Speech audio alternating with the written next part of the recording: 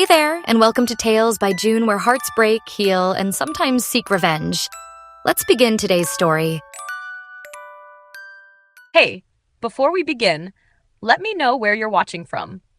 I love seeing how far these stories travel. And if you enjoy this kind of content, don't forget to like, subscribe, and stay tuned for more. My name is Sarah, and if you were to meet me on the street, you'd probably think I had the perfect life. That's what people always said. They'd see me with my husband Elijah, and they'd comment on how good we looked together. We were that couple, college sweethearts who made it through everything.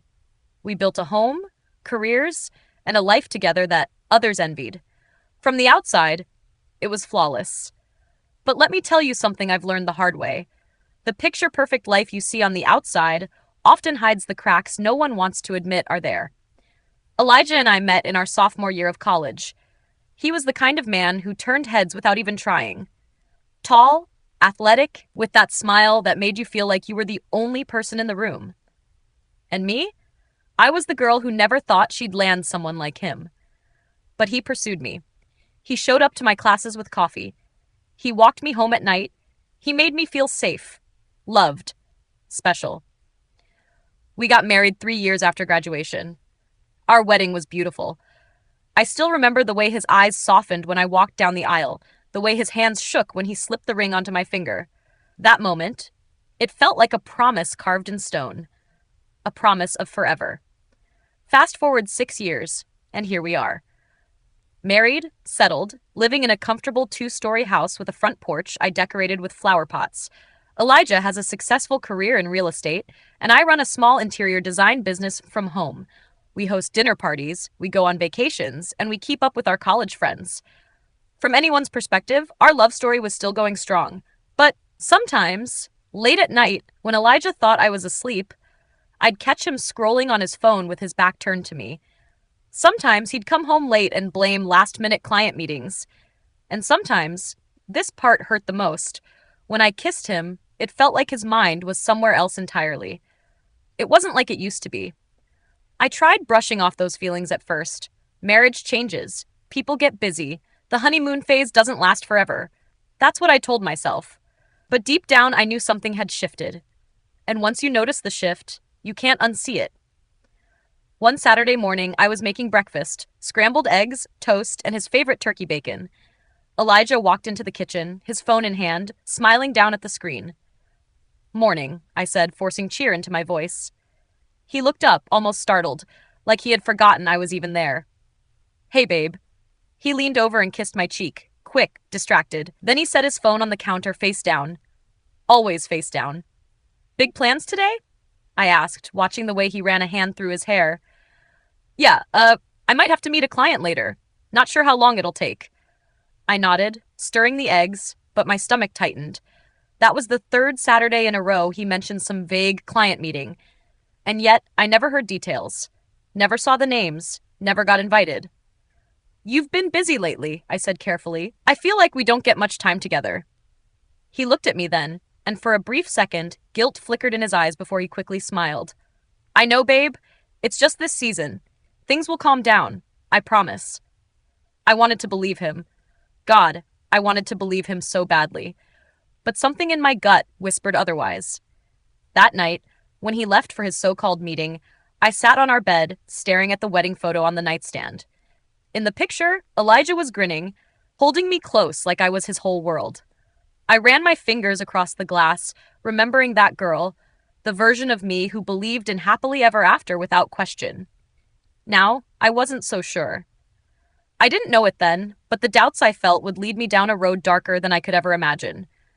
A road filled with secrets, betrayal, and the kind of pain that changes a person forever. And it all started with the feeling that my perfect marriage wasn't so perfect anymore. If there's one thing Elijah and I always treasured, it was our friend circle. Back in college, we weren't just friends, we were family. 6 of us. Me, Elijah, Liam, Ava, Noah, Oliver, and Charlotte. We were the kind of group people noticed on campus. Not because we were the most popular, but because we were so different, yet somehow fit perfectly together. We laughed loudly in the cafeteria. We claimed the same corner booth in our favorite off-campus cafe, and we had this way of making each other feel like we belonged. Every Friday, no matter how busy we were, we'd end up there, sharing muffins that were too dry, sipping cheap coffee, and dreaming about our futures. Ava was my best friend, my safe place. She was sunshine in human form, always smiling, always finding joy in the smallest things. She chose me as her closest friend, and I never once questioned her loyalty.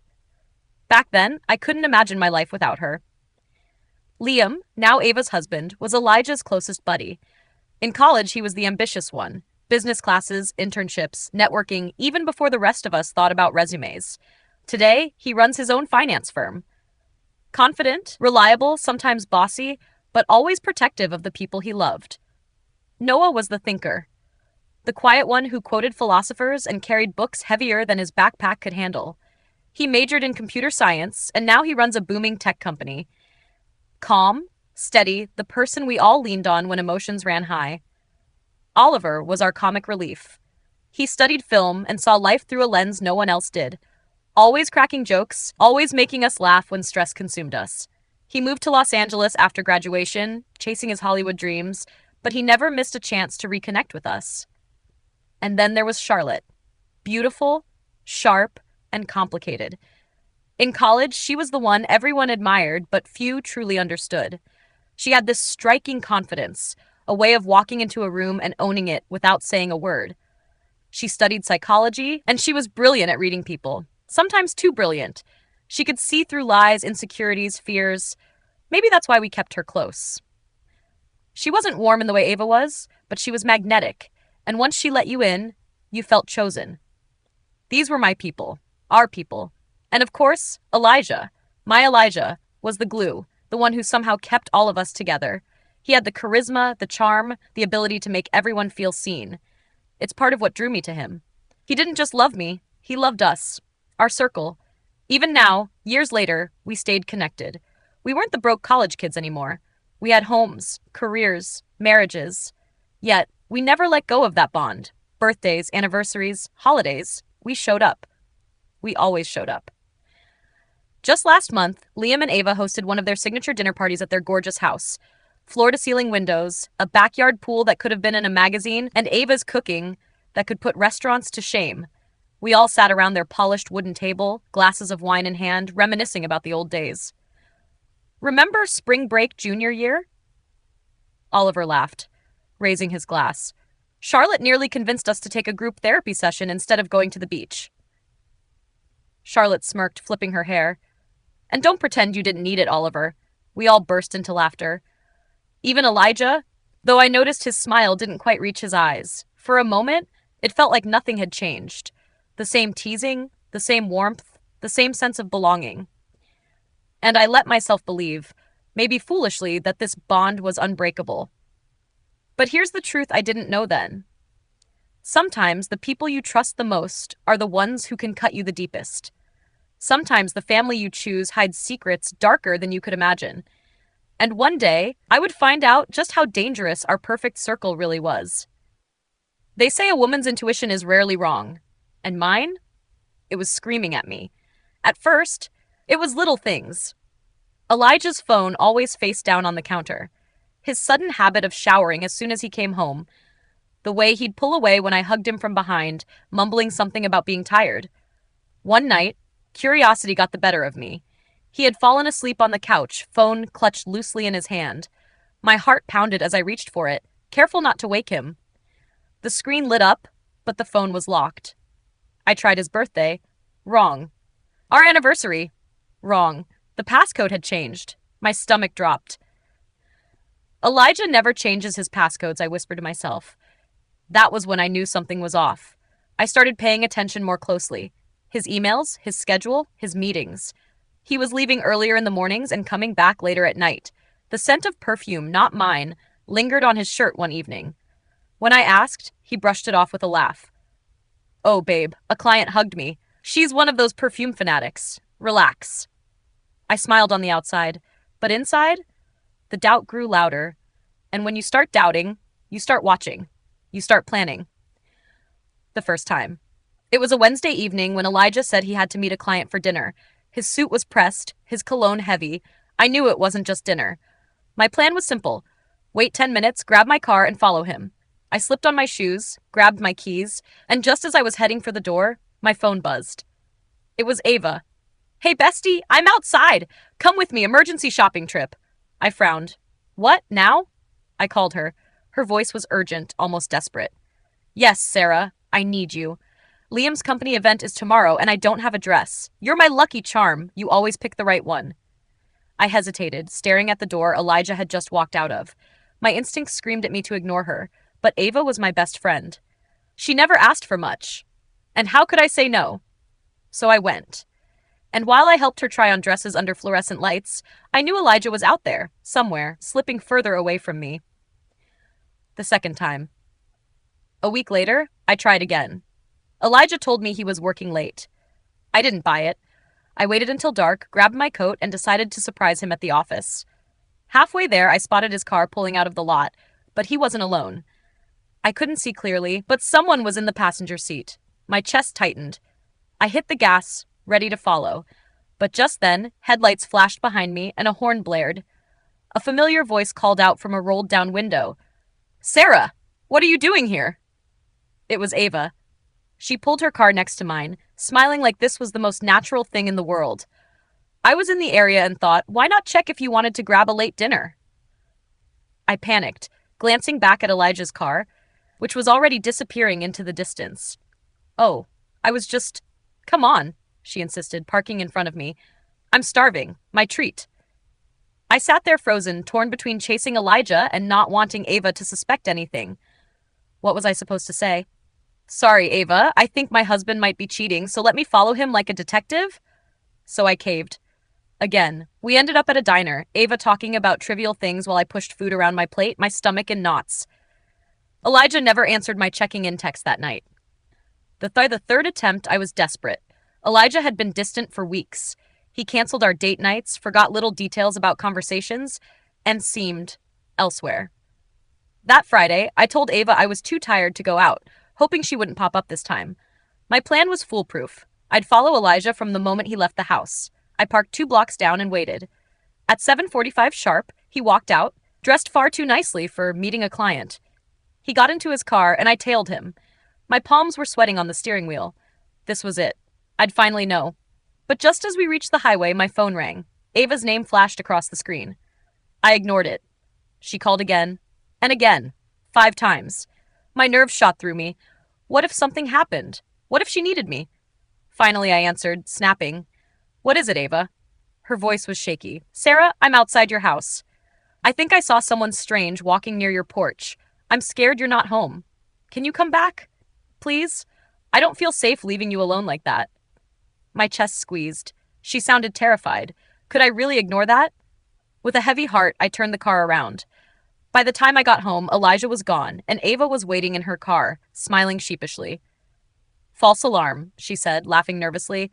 "I think it was just a delivery guy." I forced a smile, but my hands were trembling.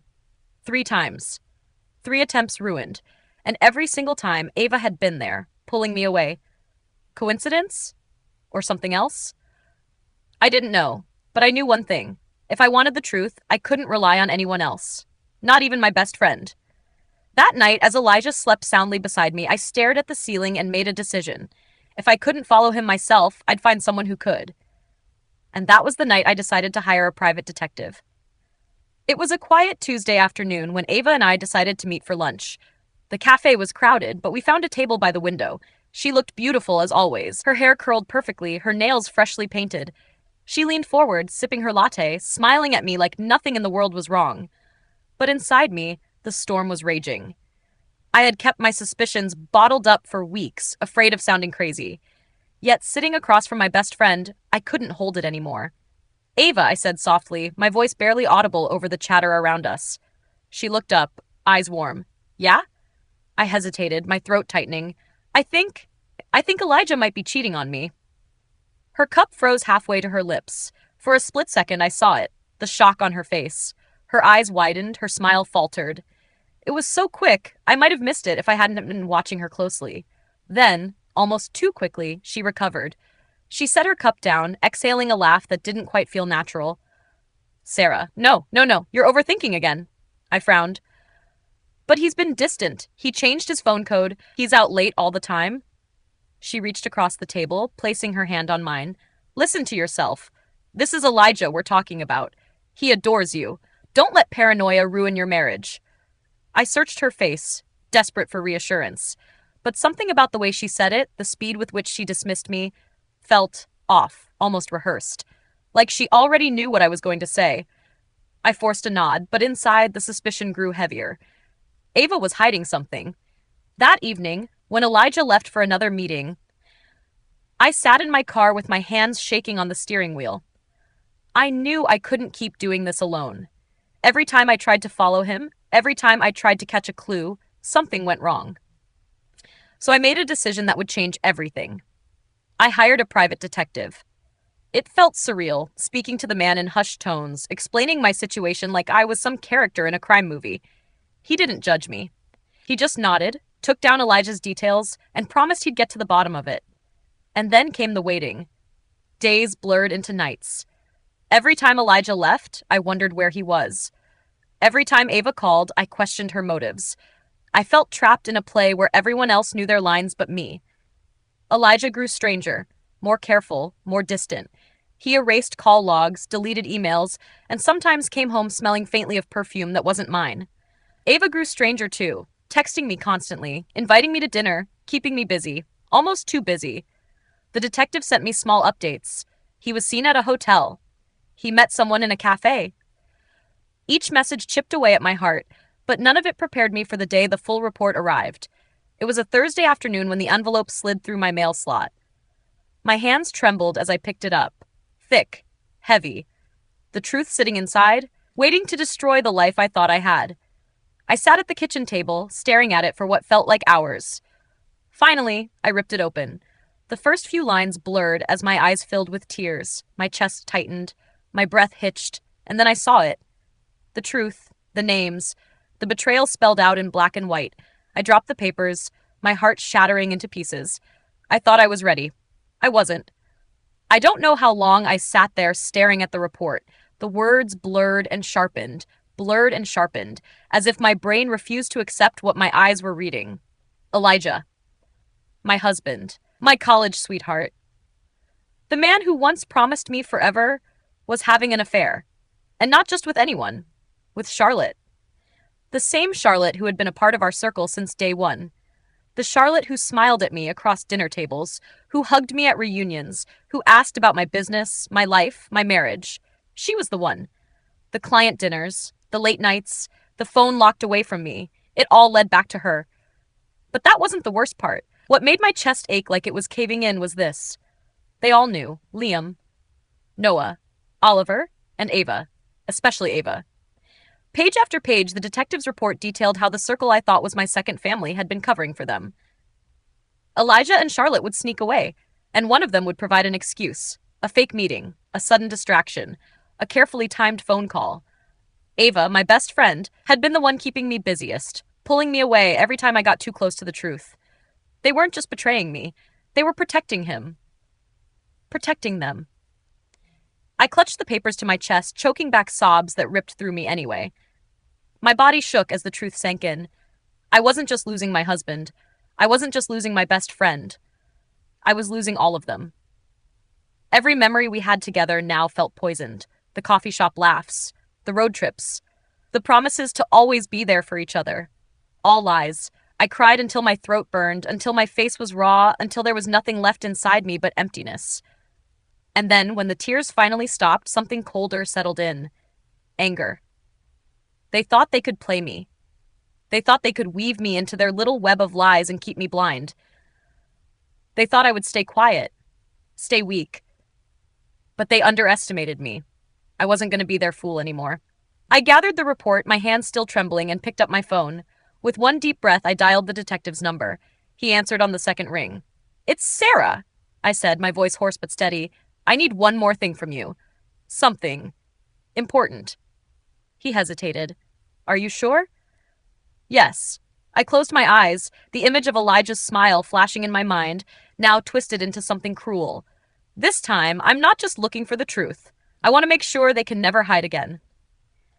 And as I hung up the phone, a strange calm washed over me. The kind of calm you feel when the storm has passed and left nothing but silence behind. Because the crying was over. The heartbreak was over. Now it was time for revenge. The morning after I read the report, I stared at myself in the mirror. My eyes were swollen from crying, my lips trembling, but I forced a smile. A perfect, practiced smile. Because from this moment forward, no one could know what I had discovered.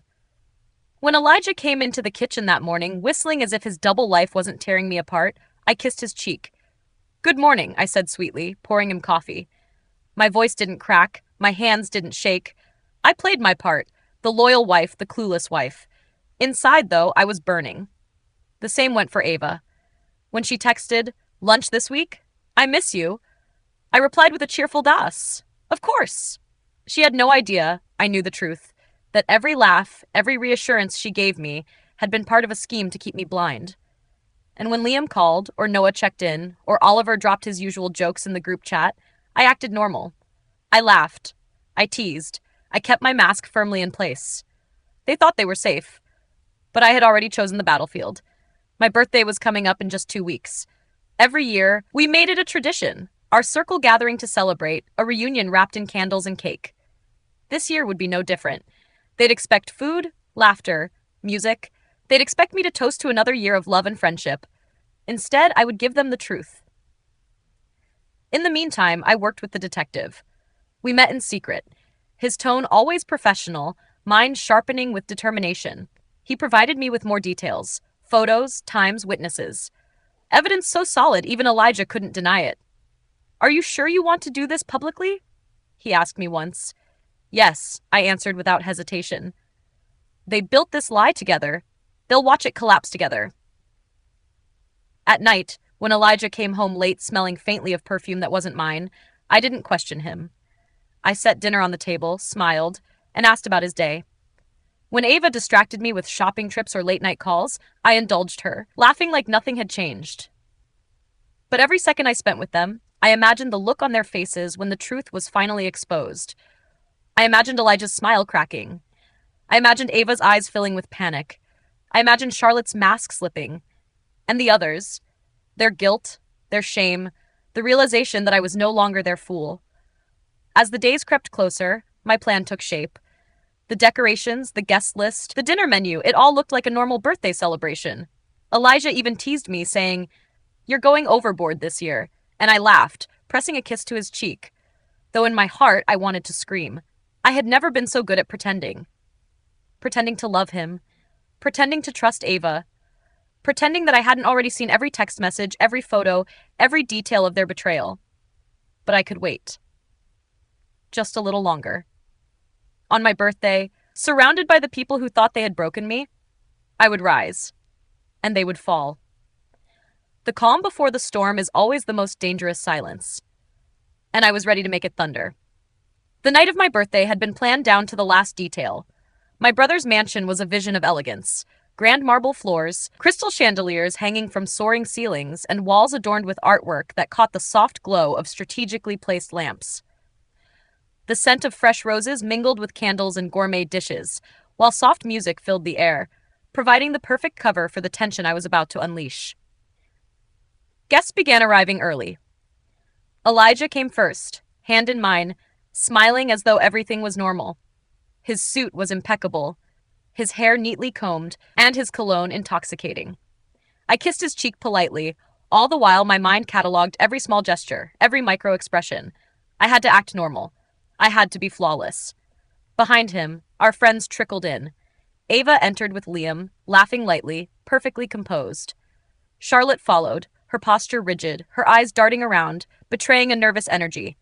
Noah and Oliver moved through the crowd, nodding, shaking hands, trying to appear casual. The parents arrived next, my mother fussing over the decorations, Elijah's parents smiling politely, unaware of the storm brewing under the glimmering chandeliers. Even as the champagne flutes clinked and polite laughter filled the air, I could feel the weight of every lie, every betrayal. I moved through the room, greeting guests, smiling, laughing, all the while my heart hardened into a steel core of calculated fury. Dinner began. The room smelled of roasted vegetables and seared meat, the table set with the kind of precision only my brother could manage. Conversation hummed across the room, small talk, compliments, laughter, but beneath it, tension thrummed like a living thing. I noticed subtle exchanges. Liam's brief glance at Elijah, Charlotte adjusting her necklace nervously, Ava's hands gripping her wine glass a little too tightly. I let them all believe I was blissfully ignorant. And then, the moment arrived. I stood, placing my hands on the edge of the polished dining table. Every head turned toward me.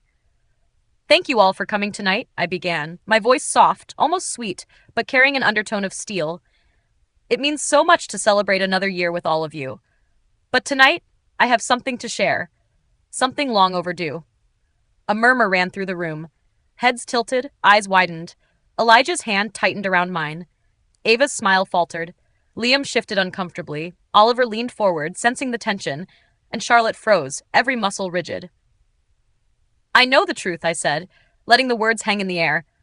"I know about the lies, the betrayal, the secrecy, and the choices you've all made behind my back." A gasp erupted from the group. Some guests leaned forward, uncertain if they had heard correctly. My parents blinked, concerned. Elijah's jaw tightened, Ava's lips parted slightly, feigning calm but betraying panic in her eyes. "You thought I wouldn't notice. You thought I would remain blind while Elijah slept with Charlotte behind my back. And you, my so-called friends, you all helped him, protected him."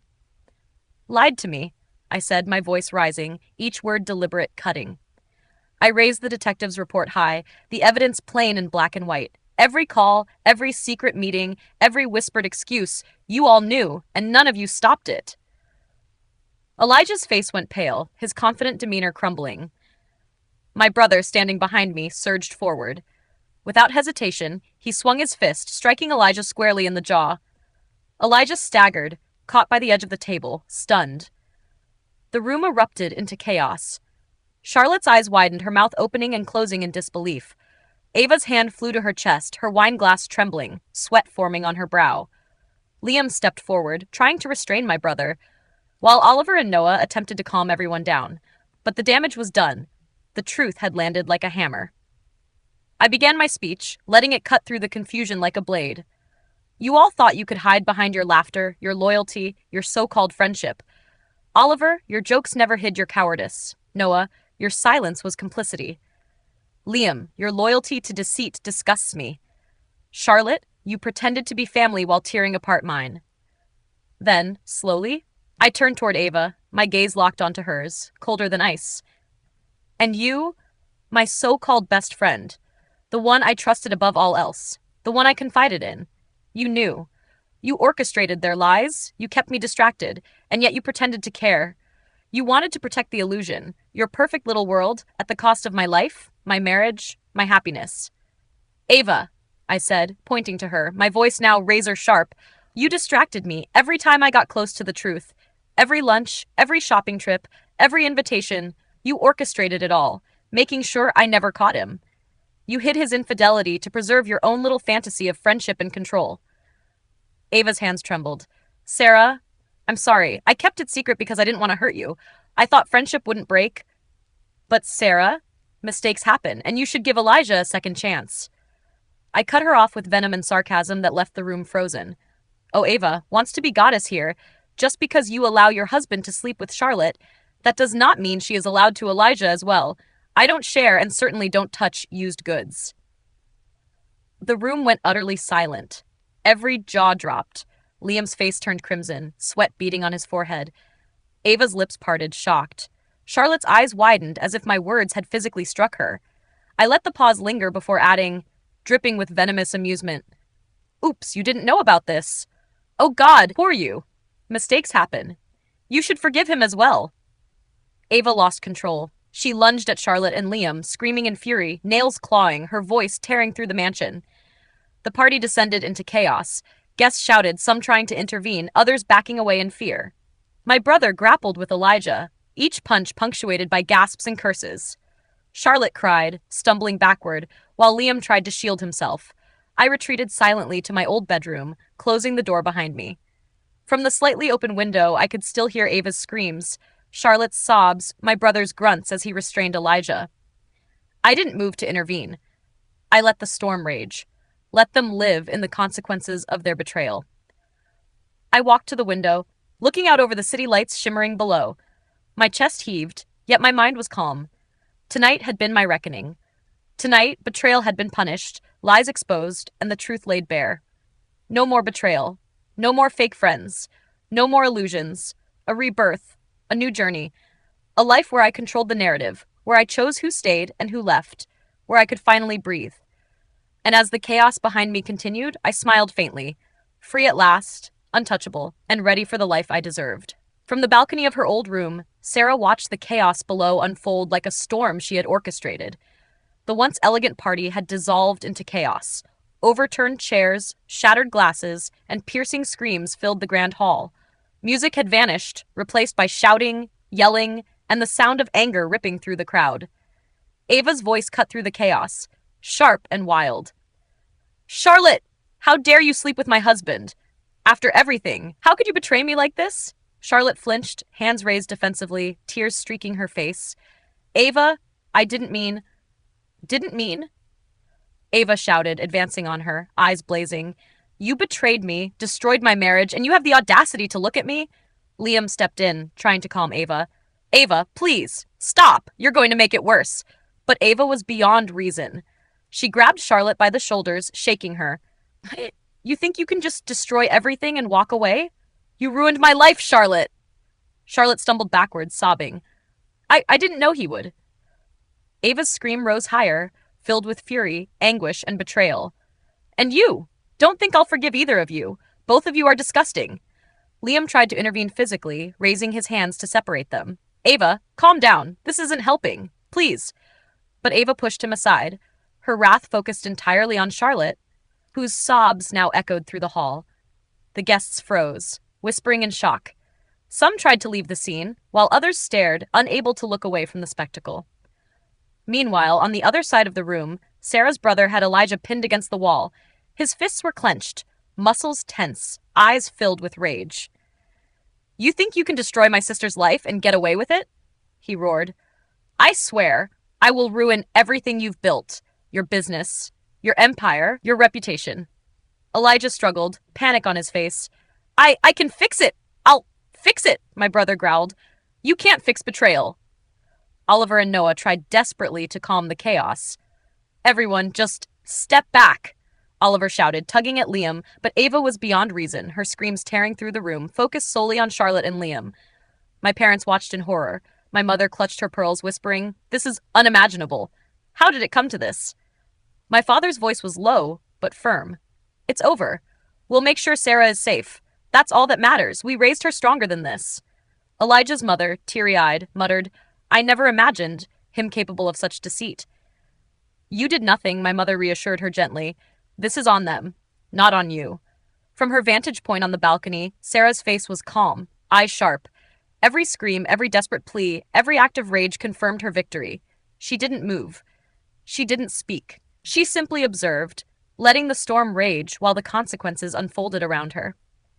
The fight between Ava, Charlotte, and Liam continued below, furious and chaotic. Chairs toppled. Guests tried to intervene. Shouts of anger, pain, and betrayal bounced off the walls of the mansion. Meanwhile, her brother maintained his hold on Elijah, his growls echoing through the hall as he vowed revenge. Sarah leaned against the balcony railing, taking a deep breath. Tonight had been her reckoning. Lies had been exposed. Betrayal had been punished. The chaos below was proof. No more betrayal. No more illusions. No more fake people in her life. A new life had begun. And for the first time in years, Sarah felt free. The chaos of that night left marks that went far beyond the shattered chandeliers and overturned chairs. Ava, furious and reckless, had been caught in her own storm. She had received a minor concussion during the fight with Charlotte and was rushed to the hospital. Doctors monitored her overnight. Physically, she was fine, but emotionally, the humiliation and shock were undeniable. Liam, standing at the hospital doorway, was devastated. Seeing Ava's face pale, her hands trembling, and her pride shattered, he realized the depth of the damage. He had tried to mediate the confrontation, to calm Ava and Charlotte, but the fight had escalated beyond control. That night, he vowed never to betray her or anyone with secrecy or infidelity again. He left the hospital silently, guilt and heartbreak weighing him down. Charlotte suffered bruises across her arms and shoulders, a visible reminder of Ava's fury. Her ego and pride had been wounded even more deeply. The confrontation had stripped away any illusion of control she had over the situation, and she was left shaken, embarrassed, and physically hurt. Elijah's world fell apart simultaneously. The revelations at Sarah's birthday had gone public, spreading through social circles, business contacts, and social media. His business began to collapse as clients withdrew and partners distanced themselves. Divorce proceedings with Sarah were ugly and public, a relentless reminder of his mistakes. Reputation, money, and the life he had built were all crumbling beneath him. Meanwhile, Sarah retreated into a life of rebuilding and self-discovery. The weeks after the party were spent reclaiming her independence, focusing on her passions, and surrounding herself with people who valued honesty and loyalty. She traveled, explored her career, and rediscovered joy that had been absent for years. 2 to 3 years later, Sarah had fully embraced a life of happiness. She had met a new partner, a man who respected her boundaries, cherished her independence, and shared her values. Their love was gentle, strong, and honest. Together, they traveled, laughed, and built a life far removed from the betrayals of the past. Sarah's happiness was now her own, complete and untouchable. As for the others, Ava, after her hospitalization, struggled with guilt and public humiliation. The concussion was minor, but the emotional scars lingered, and her attempts to reconcile with Sarah were firmly rebuffed. Liam distanced himself from both Ava and Charlotte, realizing the consequences of being complicit in betrayal, and devoted himself to self-reflection and rebuilding integrity. Charlotte recovered from her bruises but was left shaken and socially embarrassed. She slowly withdrew from the group. Oliver and Noah had quietly faded from Sarah's life, their silence marking them as bystanders in a storm of deceit, leaving them with fractured reputations and empty friendships. Sarah's family emerged stronger than ever. Her brother, who had vowed to punish Elijah, had channeled his rage into ensuring justice was served. Her parents, proud and relieved, watched as Sarah rebuilt her life, fully in control of her destiny. Looking back, Sarah realized that the chaos had been her liberation. Betrayal had cleared the toxic elements from her life, leaving space for truth, loyalty, and happiness. The pain had been temporary. The freedom and joy she reclaimed were eternal, and for the first time, Sarah's life was fully hers. Bright, free, and unbroken.